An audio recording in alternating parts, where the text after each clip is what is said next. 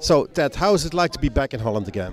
It is absolutely wonderful. I have had the most great, shall we say, embraces in my life here in Holland, because the people are so emotional and so into what we're doing on stage. And just think, if you will, for something that we got to do in the 70s, and folks like yourself are still interested in what we're doing, and you make us feel like it's the first time every time we do it. It is remarkable, and I can't wait to get on the stage and do it again. It's also how you play it, like it's the first time every night? I can't help it. And the thing about it is there's nothing about this show, certainly the story, and without the music, there's nothing that's boring about this.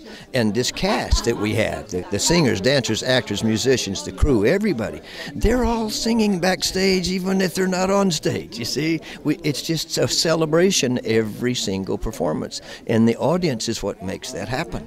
Because at the beginning of the show, every night we can hear the audience, you know, and before the show starts. We can't hear what, like this, and it's loud, you see. And then whenever they call the half hour for people to get in and get ready their seats, they start to bring the house lights down. And as the house lights go down, the audience gets quieter, and then finally it's just silence. And then all of a sudden the guitar goes, and the audience goes, yeah! You know, because they recognize it. And that rush of it, that just made me get chicken skin. Every night, we just can't control the energy that comes from the audience. So when we start singing, we try to give that energy back, and then the audience get to us. It just goes like that.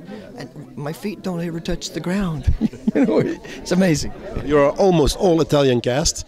And you just had your final performance in Italy. How was that for the cast? Oh, it was remarkable. It was like shall we say, a New Year's Eve celebration in Times Square. You know, everybody had come to see the show so many times. They were all dressed in costumes. They had, you know, welcome back. You know, please come back. Signs, and at the end of it, the very last thing they did was we came out for our bows, and the whole audience. It was like being in a football stadium. The whole audience held up these colored cards.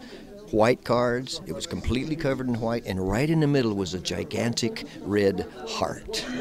And we just went, oh, there it went again. Oh.